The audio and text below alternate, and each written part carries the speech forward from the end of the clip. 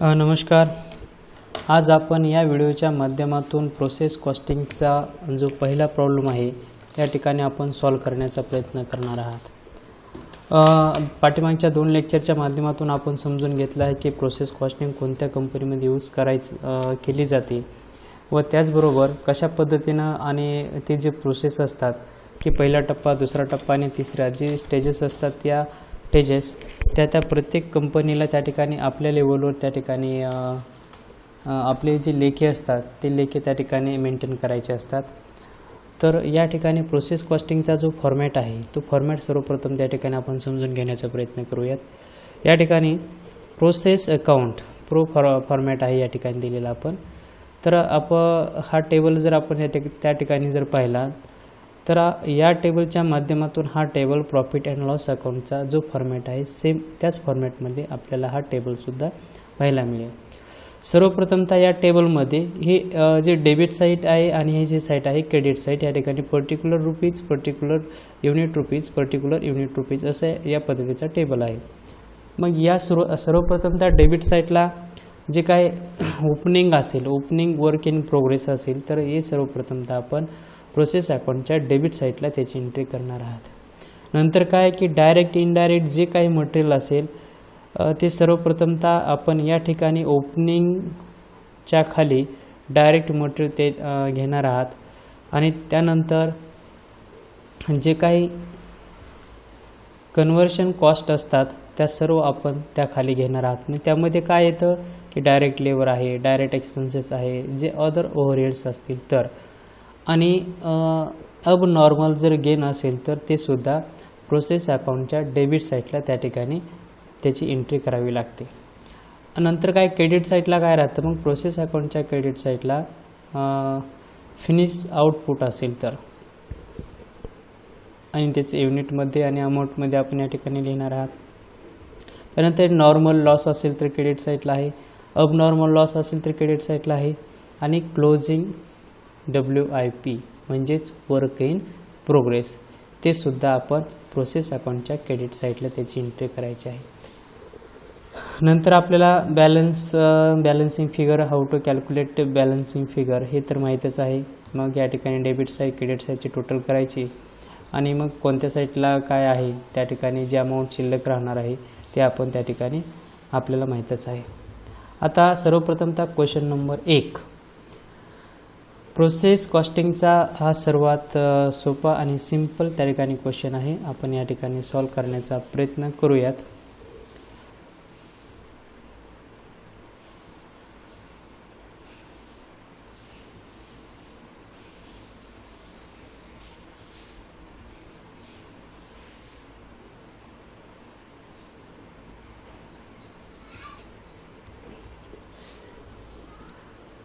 या ठिकाणी क्वेश्चन समजून सर्वप्रथमतः आपण घेऊयात. Product passes through 3 stages for production during the March 2019. 500 units of finish product were produce with the following expenses. या ठिकाणी असं काही प्रोडक्ट आहे ते 3 स्टेजेसहून त्या ठिकाणी कंप्लीट होते ते 2019 आणि किती युनिट झालेले आहे त्या ठिकाणी 500 युनिट त्या ठिकाणी आउटपुटसाठी त्या ठिकाणी फिनिश गुडसाठी रेडी आहे. ते त्यासाठी एकंदरीत किती खर्च आलेला आहे हा त्या ठिकाणी एक्सपेन्सेस आपल्याला डिटेल्स त्या ठिकाणी दिलेली आहे. फर्स्ट आहे particulars, then process A, then process B, then process C. म्हणजे आता हे काय असतं, प्रोसेस ए म्हणजे जे काही फर्स्ट फॅक्टरी असेल त्या फर्स्ट फॅक्टरीमध्ये त्या वस्तूसाठी किती खर्च एकंदरीत आलेला आहे. मग हे जे या फर्स्ट फॅक्टरीमध्ये जे काही फिनिश गुड्स म्हणजे जे रेडी मटेरियल असेल ते दुसऱ्या कंपनीसाठी काय असणार आहे, रॉ मटेरियल असणार आहे. मग या कंपनीमध्ये प्रोसेस बीमध्ये त्यावरती त्या ठिकाणी प्रोसेस केली जाते आणि नंतर त्या सी प्रोसेसला त्या ठिकाणी पाठवलं जातं. म्हणजे सीसाठी हे जे मटेरियल आहे हे काय राहणार आहे, रॉ मटेरियल आहे. मग जेव्हा सी प्रोसेसमध्ये त्या ठिकाणी प्रोसेसमधून त्या ठिकाणी मटेरियल एकदम सर्वात शेवटी काय होणार आहे, रेडी फॉर सेल म्हणजे विक्रीसाठी ते प्रोडक्शन त्या ठिकाणी तयार होणार आहे. म्हणजेच एखादं प्रोडक्शन तयार होण्यासाठी त्याला 3 प्रोसेसमधून त्या ठिकाणी जावं लागतं. म्हणजेच सर्वप्रथमतः या ठिकाणी मी जर एक उदाहरण जर घेतलं तर समजा आता कापसासाठी या ठिकाणी उदाहरण घेऊयात आपण. आता एक प्रोसेस म्हणजे आता एक शेतकरी आहे. या शेतकऱ्यानं तो कापसासाठी म्हणजे आता आपण पेरणी करतो त्या ठिकाणी जे काही कापूस मोठा होण्यासाठी त्याच्यावर काही रासायनिक वगैरे खतं वगैरे सर्व एकंदरीत खर्च, वेचणीचा खर्च आला, म्हणजे सर्व खर्च त्या ठिकाणी घेऊन आपण कापूस आपल्या घरी घेऊन येतो आणि नंतर तो सेल करतो आपण. पण घरी घेऊन येण्यापर्यंत जो काही खर्च आहे तो खर्च आपण या ठिकाणी मेंटेन त्या ठिकाणी करू शकतो, त्याची रेकॉर्ड या ठिकाणी करू शकतो. नंतर आता उदाहरणार्थ जर या ठिकाणी घेतलं तर हा आहे या ठिकाणी व्यापारी, म्हणजे हा जिनिंग मिलमध्ये जाणारा या ठिकाणचा जिनिंग मिलचा त्या ठिकाणी मालक असेल. मग हा बीबमध्ये काय करतो, तो शेतकऱ्याकडून पूर्णतः कापूस विकत घेतो. मग शेतकऱ्यापासून कापूस विकत घेतलेला जिनिंग मिलपर्यंत जाईपर्यंत तो येणारा खर्च व जिनिंग मिलमध्ये काय होतं की ती ज्या काही बिया आहेत त्या बिया काय होतात, त्या बियावर त्या कापसावर प्रोसेस केली जाते आणि कापसापासून बिया त्या ठिकाणी वेगळ्या केल्या जातात. हे प्रोसेस बीमध्ये जातं. मग तिथं काय होतं की ॲक्च्युअल जो काही कापूस आहे तो कापूस त्या ठिकाणी कापसापासून या ठिकाणी बिया वेगळ्या केल्या जातात. मग आता साहजिकच आहे, कापसापासून जर बिया वेगळ्या केल्या तर त्या कापसाचं वजन पुन्हा त्या ठिकाणी हलकं होणार, बियाचं वजन वेगळं होईल आणि कापसाचं वजन वेगळं होणार आहे. ठीक आहे. मग आता त्या बियापासून सुद्धा काही प्रोडक्शन त्या ठिकाणी तयार केलं असेल की काही म्हणजे माझ्या माहितीनुसार त्या बियाचं सुद्धा त्याचं त्या ठिकाणी तेल तयार केलं जातं आणि जे काही त्या भुसकट आपण त्याला म्हणतो त्या बियापासून तेल निघल्याच्या नंतर त्याचा काही जे भुस्सा राहतो ते जनावरांसाठी त्या ठिकाणी फीड म्हणून त्याचा वापर केला जातो. मग त्याचं जे मेंटेन आहे जिनिंग मिलवाला काय करेल, त्याचं त्या ठिकाणी अकाउंट मेंटेन करेल. आता तिसरी प्रोसेस या ठिकाणी काय आहे की जसे फॉर एक्झाम्पल सूतगिरणी असते. आता सूतगिरणीमध्ये काय होते की आता बिया वेगळ्या झालेला कापूस त्या सूतगिरणीमध्ये त्या ठिकाणी तो खरेदी करतात आणि त्या ठिकाणी सूतगिरणीमध्ये त्या बिया वेगळ्या झालेल्या कापसापासून त्या ठिकाणी कापड तयार करतात. मग आता ॲक्च्युअल जर या ठिकाणी आपण पाहिलं शेतकऱ्याला प्रत्येक किलो मागं किती खर्च येत आहे, त्याचबरोबर जिनिंग मिलवाल्याला प्रत्येक किलो पाठीमागं किती खर्च येत आहे आणि सूतगिरणीवाल्याला प्रत्येक किलो मागं किती खर्च येत आहे, हा एकंदरीत खर्चाची जर टोटल केली तेव्हा आपल्याला त्या ठिकाणी कापडाची खरी किंमत त्या ठिकाणी लक्षात येते. म्हणून आपल्याला बऱ्याचदा अशा या प्रोसेस कॉस्टिंगचा त्या ठिकाणी बऱ्याचशा कंपनीमध्ये उपयोग त्या ठिकाणी केला जातो. त्या कंपन्यामध्ये प्रोसेस कॉस्टिंग त्या ठिकाणी ॲक्च्युअल वापरात आणली जाते. म्हणून आपण या ठिकाणी प्रोसेस कॉस्टिंग त्या ठिकाणी शिकत आहात. तर आता सर्वप्रथमतः हा टेबल समजून घेऊयात. आता पर्टिक्युलर्समध्ये material, wages, direct expenses, indirect expenses दिलेला आहे. प्रोसेस एसाठी किती खर्च झालेला आहे ते या ठिकाणी कॉलम वाईज चेक करायचं आहे. मटेरियलसाठी 9,000 गेले, वेजेससाठी 7,500, इनडायरेक्ट एक्सपेन्सेससाठी 1,500, इनडायरेक्ट एक्सपेन्ससाठी 1,500. आता प्रोसेस बीमध्ये 4,500 कशासाठी, मटेरियलसाठी, वेजेससाठी या ठिकाणी 6,000. तर त्यानंतर आहे डायरेक्ट एक्सपेन्सेससाठी 300 रुपये, त्यानंतर इनडायरेक्ट एक्सपेन्सेससाठी 1,200 रुपये.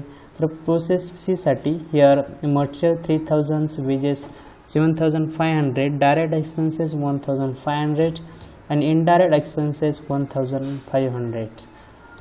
These are our table and expenses of the product. So how to calculate? First process A, then process B, then process C. आता या माहितीच्या आधारे आपल्याला सर्वप्रथमतः प्रोसेस ए त्या ठिकाणी अकाउंट तयार करायचं आहे. प्रोसेस ए अकाउंट तयार झालं की प्रोसेस बी अकाउंट तयार करायचं आहे, नंतर प्रोसेस सी अकाउंट तयार करायचं आहे. म्हणजे एकंदरीत जर पाहिलं तर हे अकाउंट एकमेकावर त्या ठिकाणी डिपेंड आहेत. तर आता प्रोसेस ए, तर आता in the books of manufacturing company production 500 units हे आपल्याला सांगितलेलं आहे. या ठिकाणी पाहू शकता की या ठिकाणी 500 युनिट्स सांगितलेलं आहे. म्हणून आपण या ठिकाणी 500 घेऊन आपण प्रोसेस ए या ठिकाणी तयार करत आहात. तर प्रोसेस एचा फॉर्मॅट काय आहे, पर्टिक्युलर्स अमाऊंट असा हा ठिकाणी फॉर्मॅट आहे. हा फॉर्मॅट आपल्याला माहीतच आहे. या साईडचा आहे, यालाच आपण टी टाईप फॉर्मॅट असं म्हणतो. या टेबलच्या डेबिट साईड जी उजवी साईड आहे, म्हणजे माझी जर पाहिलं तर या ठिकाणी डाव्या साईडला डेबिट, या साईडला डेबिट असं म्हणतो आणि या साईडला क्रेडिट असं म्हणतो. तर मग आता या ठिकाणी ॲज पर द टेबलनुसार हा फॉर्मॅट जर आपल्याकडे असेल तर आपण हा प्रोसेस कॉस्टिंग त्या ठिकाणी आपण लवकरात लवकर त्या ठिकाणी शिकू शकतो. आता एकंदरीत या ठिकाणी होणारे खर्च, आता फर्स्ट खर्च काय या ठिकाणी क्वेश्चनमध्ये पाहू शकता. Material, wages, direct expenses, indirect expenses हे खर्च आहे तिथले. मग सुरुवातीला या ठिकाणी टू मटेरियलची अमाऊंट किती, 9,000 प्रोसेस एसाठी. देन टू वेजेसची अमाऊंट किती आहे प्रोसेस एसाठी, 7,500.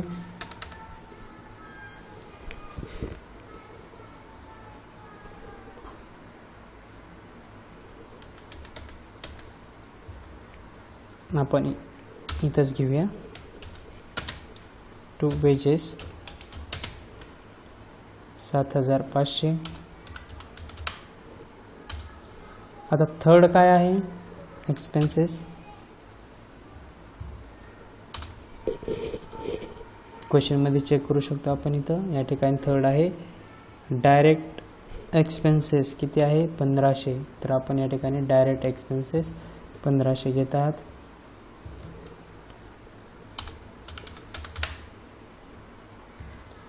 नंतर काय आहे, इनडायरेक्ट एक्सपेन्सेस.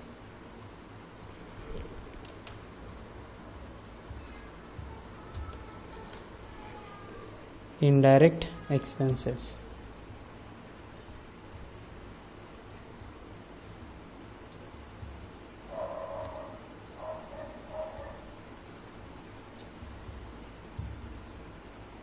त्याची अमाऊंट किती आहे इनडायरेक्ट एक्सपेन्सेसची, 1,500 रुपये आहे.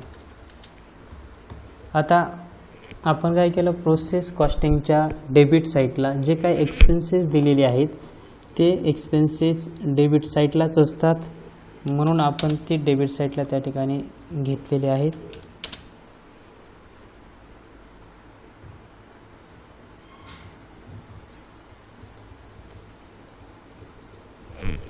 आता क्रेडिट साईडला क्वेश्चनमध्ये जर पाहिलं तर त्या ठिकाणी क्रेडिट साईडला काय एक्सपेन्सेस जाणारे आहेत का, कुठल्या प्रकारचं, म्हणजे as per the process costing table finish outputs त्या ठिकाणी नॉर्मल लॉस आहे का, अबनॉर्मल लॉस, त्यानंतर क्लोजिंग वर्क इन प्रोग्रेस आहे का, अशा कोणतंच त्या ठिकाणी एक्सपेन्सेस या टेबलमध्ये आपल्याला दिलेले नाहीत. मग आपण या ठिकाणी डायरेक्ट आपण टेबल क्लोज करून घेऊयात.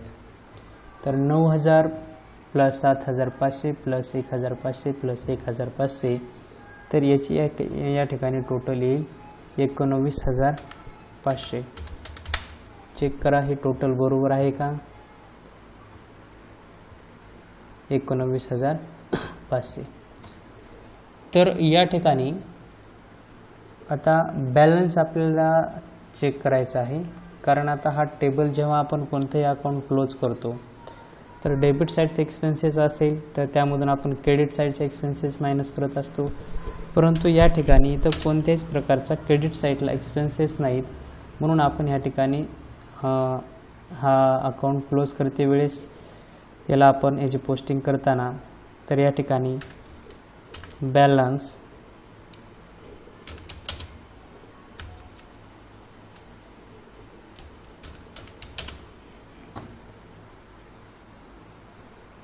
बॅलन्स कॅरीड डाऊन असं त्या ठिकाणी लिहित असतो, परंतु आता कॅरीड डाऊनच्या जागेवर आपल्याला इथं रिप्लेस काय करायचं आहे, बॅलन्स ट्रान्सफर टू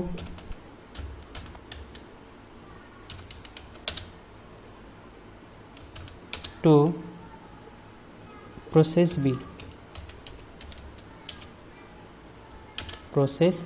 बी.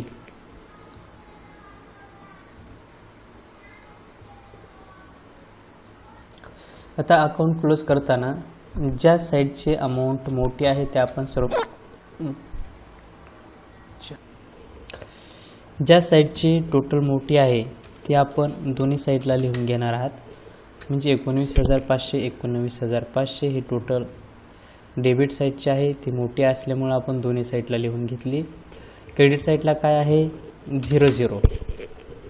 मग टोटल 00 मायनस असेल तर या ठिकाणी बॅलन्स शिल्लक किती राहणार आहे 19,500 शिल्लक राहणार आहे. ठीक आहे. आणि हा जो बॅलन्स शिल्लक राहिलेला by balance transfer to process B account, तर हा बॅलन्स हा क्रेडिट बॅलन्स आहे. हा क्रेडिट बॅलन्स म्हणजे कॅरी डाऊन आपण या ठिकाणी लिहित असतो. तो कॅरी डाऊनच्या ऐवजी आपण रिप्लेस काय केला इथं ट्रान्सफर टू प्रोसेस बी. ठीक आहे. हा प्रोसेस ए इथपर्यंतच आहे. म्हणजे एकंदरीत किती आहे प्रोसेस एमध्ये ते 500 युनिटचं प्रोडक्शन तयार करण्यासाठी 19,500 रुपये खर्च आलेला आहे. ठीक आहे. तर पर युनिट किती खर्च आहे तो सुद्धा आपण या ठिकाणी कॅल्क्युलेट करू शकतो. या ठिकाणी 500 युनिट याला आपण भागिले 19,500 जर या ठिकाणी केलं तर आपल्याला पर युनिट कॉस्ट सुद्धा आपल्याला या ठिकाणी मिळेल. तर पर युनिट कॉस्ट या ठिकाणी या ठिकाणी आपल्याला 19,000 सर्वप्रथमता लिहावं लागेल. 19,500 अपॉन 500.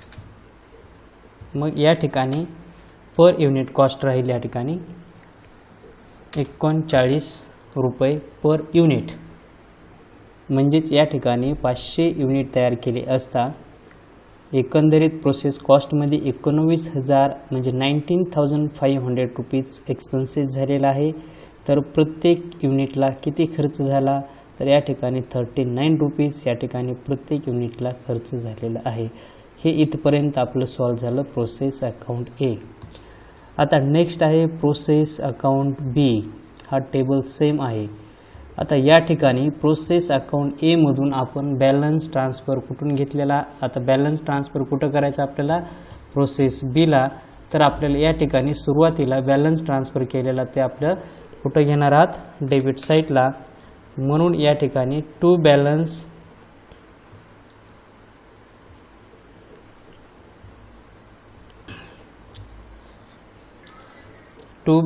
Transfer from. आता या ठिकाणी 2च्या जागेवर काय करणार आपण फ्रॉम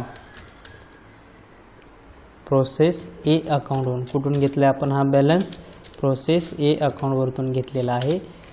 म्हणून या ठिकाणी balance transfer from process A अकाउंटवरून किती अमाऊंट होती ते 19,500. ठीक आहे.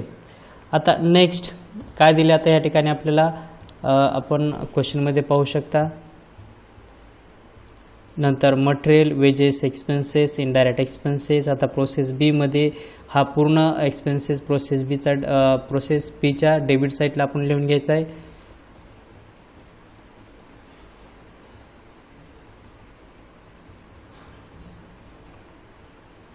मी एक्सपेन्सेस या ठिकाणी डायरेक्ट इथं लिहून घेण्याचा प्रयत्न करेल.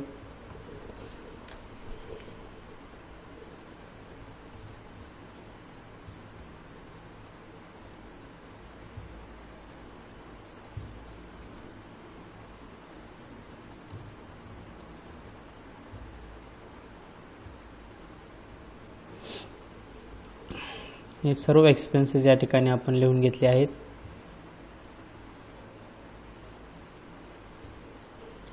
ठीक आहे. आता डायरेक्ट मटेरियल किती दिलेलं आहे इथं डायरेक्ट मटेरियल प्रोसेस बीला 4,500. नेक्स्ट आहे वेजेस 6,000. नेक्स्ट आहे डायरेक्ट एक्सपेन्सेस 300 रुपये. नेक्स्ट आहे इनडायरेक्ट एक्सपेन्सेस 1,200 रुपये. एकदा आपण चेक करू शकतो. हे पहा 4,500 6,000 300 आणि 1,200 ते आपण सर्व एक्सपेन्सेस डेबिट साईडला त्या ठिकाणी लिहून घेतलेले आहेत.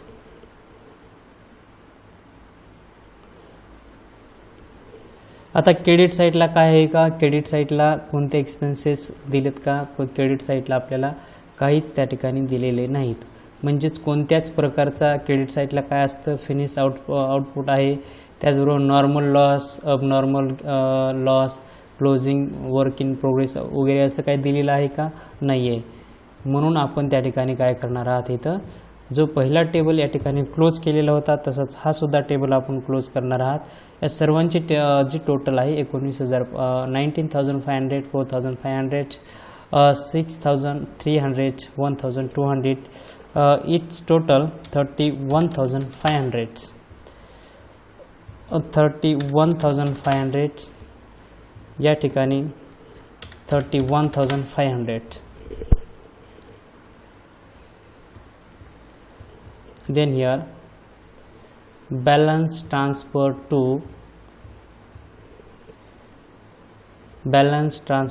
आता हा बीचा कोणत्या अकाउंटला ट्रान्सफर करायचा? आपल्याला सी अकाउंटला ट्रान्सफर करायचा आहे. आता या इथपर्यंत आपला खर्च किती वाढतो ते चेक करूयात. 31,500 अपॉन 500 युनिट. तर खर्च किती आता इथं आपला 31,500 भागिले 500 जर केलं तर या ठिकाणी खर्च 63 रुपये झालेला आहे. म्हणजे प्रत्येक युनिट मागं प्रोसेस बी मध्ये आता खर्च वाढ झाली आहे. एका युनिट तयार होण्यासाठी 63 रुपये त्या ठिकाणी लागतात. आता प्रोसेस नंबर सी, आता थर्ड प्रोसेस या ठिकाणी आपण तयार करत आहात. थर्ड प्रोसेसमध्ये तयार करत असताना आपण या ठिकाणी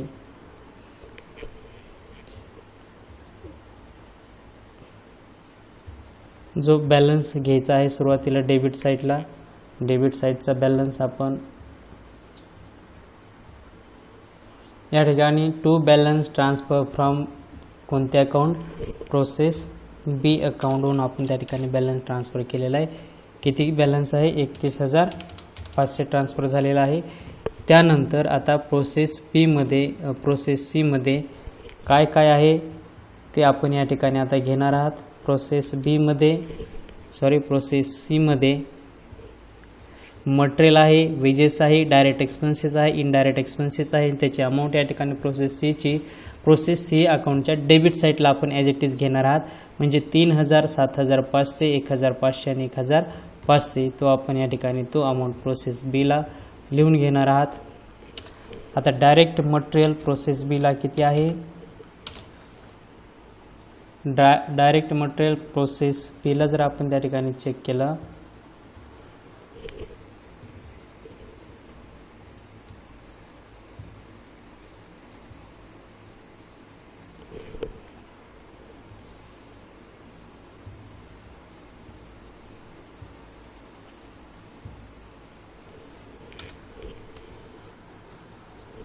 $3,000,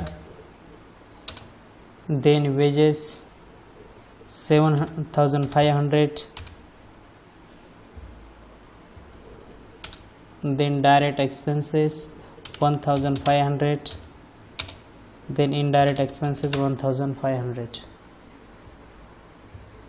बस सर्वांची टोटल या ठिकाणी 45,000. या साईडला सुद्धा 45,000.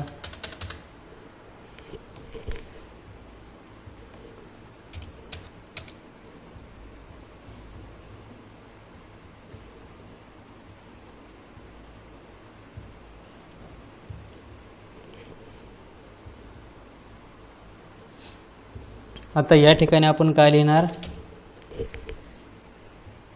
Bye balance transfer to. आता इथं कुठल्या प्रोसेसला पाठवतोय का आपण? नाही. मग या ठिकाणी by balance transfer to godown.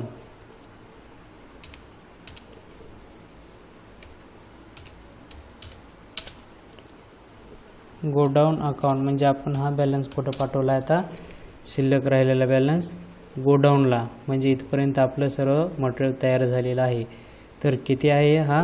या ठिकाणी 45,000. या साईडला जर एक्सपेन्सेस दिले असते तर आपल्याला त्या ठिकाणी मायनस करावे लागले असते.